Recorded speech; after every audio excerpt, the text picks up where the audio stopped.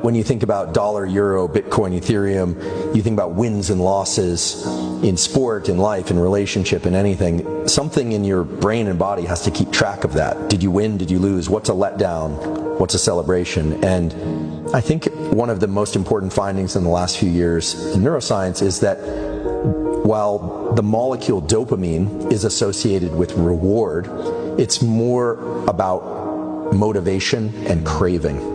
When I say the common currency is dopamine, what I mean is the molecule dopamine, when secreted in the brain, makes us pursue things, build things, create things, makes us want new things that we don't currently already have. It's a way of tabulating where we are in our life. Are we doing well or are we doing poorly? And that happens on very short time scales. Like, do you wake up feeling good?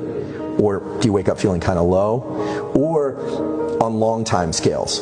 If you're halfway through a long degree or you're halfway through your life, how are you doing? How do you gauge that? Well, it has everything to do with how much dopamine you were releasing in the previous days and weeks and years. What's cool is that once you make these processes conscious, once you understand a little bit about how dopamine is released and how it changes our perspective and our behavior, then you can actually work with it. This example of the person that's not motivated, that can't get off the couch, that doesn't want to do anything. Well, this is the problem. They are effectively the rat with no dopamine, but they can still achieve some sense of pleasure by consuming excess calories, by consuming social media. And look, I'm not judging, I do this stuff too, right? Scrolling social media. If you've ever scrolled social media and you're like, I don't even know why I'm doing this. It doesn't really feel that good. And I can remember a time where you'd see something that was just so cool, or you'd see something online. I remember this when TED Talks first came out. I was like, this is amazing. These are some, at least some of them are really smart people sharing really cool insights. And so for people that aren't feeling motivated, the problem is they're not motivated, but they're getting just enough or excess sustenance. So they're getting the little mild hits of opioid. It becomes an opioid system. And if you think about the opioid drugs as opposed to dopaminergic drugs make people rabid for everything. You know, drugs of abuse like cocaine and amphetamine make people incredibly outward directed. Right? They hardly notice anything except what they want more of, more. And it's bad. Because those drugs trigger so much dopamine release that they become the reward. It's very circular. Only the drug can give that much dopamine. Nothing they could pursue would give them as much dopamine as the drug itself. So there's that, and then there's the kind of opioid-like effects of constantly indulging oneself with social media or with video games or with food or with anything, to the point where it no longer evokes the motivation and craving. And this is really the new evolution of the understanding of dopamine in neuroscience, which is that dopamine itself is not the reward. It's the build-up to the reward. And the reward has more of a kind of opioid bliss-like property, which itself is not bad if it's endogenous, released from within.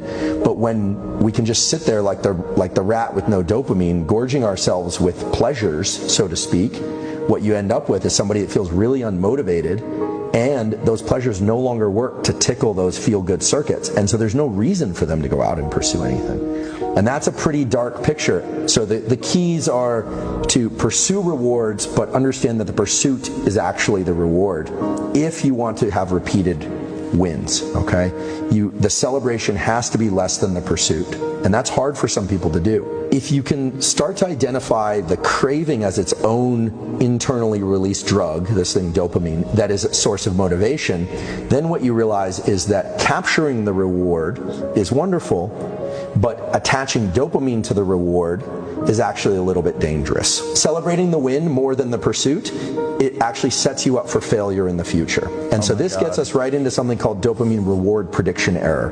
And reward prediction error is basically if you expect something to be really great and then it's not quite that great, your dopamine baseline lowers. And now, understanding what we know about dopamine, that means that not only did you feel as if you lost because it wasn't as much a celebration as you thought it would be, but it also means that you're starting from a lower place, meaning you are less motivated. Anytime you have a bunch of dopamine and you're in pursuit, after you achieve a win, now this could be a business win, a relationship, a win of any kind, but inevitably there's going to be a tipping back of the scale on the pain side.